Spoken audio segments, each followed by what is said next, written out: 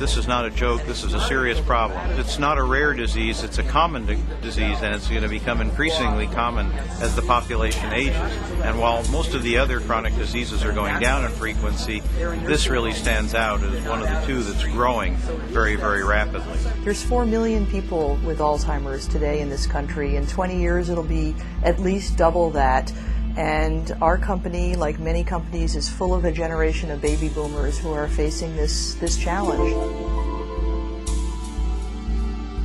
People are under the impression you have to be a senior to get Alzheimer's, and they don't understand Alzheimer's. They don't understand dementia. They just think it's a little forgetfulness, maybe should eat better, you know. It's just a lack of education. The most common question I get asked is, does my mother have dementia or Alzheimer's disease? So part of my task is education. Dementia is a general term, and Alzheimer's disease is a specific disease that is a dementia. The first major sign of Alzheimer's disease is memory loss.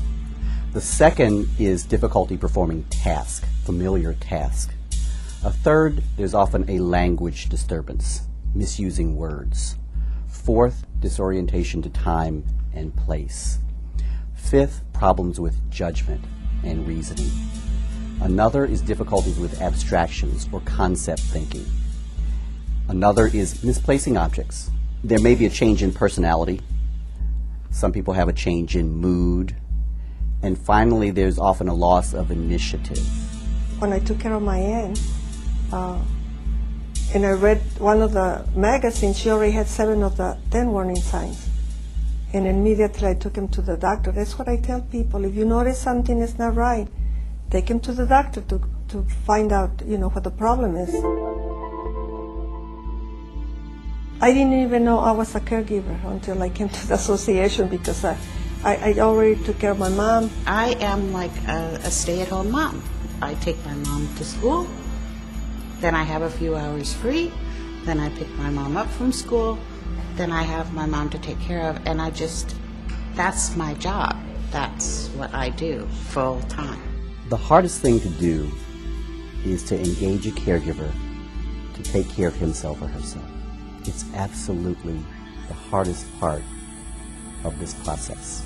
The first year that Charles is ill, I got very sick, very, very sick, just from taking care of him and taking care of Lindsay. And again, I actually took some time off. I had to call my mom to come and stay with us because I was so sick. And even at that, there was so much guilt. You don't understand until you've lived it. Everything has changed. I basically help my mom take care of my dad. I've been doing it since I was about 8 years old. I'd help him get dressed, I'd cook him meals, and I'd turn on the TV, put his seatbelt on. I want you to hold on to the walker. Be very careful, okay? My life revolves around my mother. I think about her 24 hours a day, 7 days a week, even if I'm not with her. When I was told that I had to quit work, that was probably one of the hardest days for me. That was my life, that was my freedom, and for me to stay home for something I didn't know about. I knew nothing about this disease. I didn't know what I could do. It's a human cost to some extent, and people being out of work, missing work to provide care. I can't tell you how many times I flew across the country to spend time with my dad. It really is a labor of love. It's exhausting emotionally and physically, and very often the person who's the caregiver ends up being a patient as well because of the demands that are made on them. It's very important that people begin to get out there and look in their community and ask questions. Long gone are the days where family members do it all by themselves. First and foremost, there's the Alzheimer's Association. And let me speak in broad terms. The Alzheimer's Association just has a vast array of knowledge as well as people. And even on the brochures, there's a 24-hour hotline. I checked it out. It works. So the Alzheimer's Association should be at the foundation.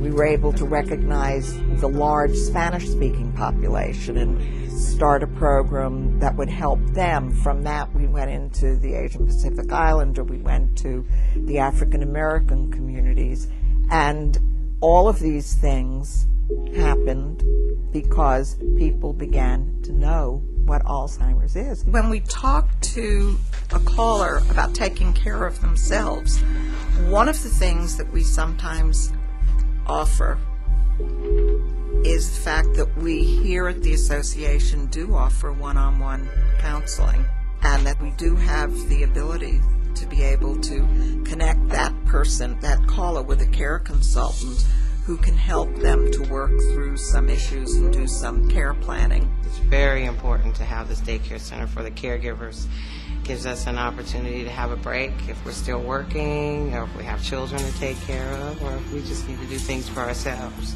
What caregivers tell us is their loved ones get up in the morning and they have something to do, a place to be, and it makes a tremendous difference psychologically in their lives. Support groups was my salvation. Without them, I don't know what I would have done. They told me what to expect, how to live in her world, how to accept what was going on with her. Well, I think, again, first finding the support group that I found through the Alzheimer's Association was just, it was a gift from God, because it was just so great to be able to talk to other people and see what their experiences were, and just know that I wasn't alone in this. There's a powerful lesson for the business community when it comes to Alzheimer's disease. We can either pay now or pay later. We know that the human cost and the financial cost is significant, and it's going to get larger. So it makes sense for us in the business community to provide support for our team members who are going through this, to write checks to the Alzheimer's Association and others who are fighting this terrible disease. There's been certainly some hope in terms of new research. Now, certainly we've been going through this for many, many years in terms of medications. But we're always searching for new medications, new entries into the disease process. There's hope. There's definitely hope. Even though Charles has Alzheimer's and such, and we're still okay. We're okay. Yay!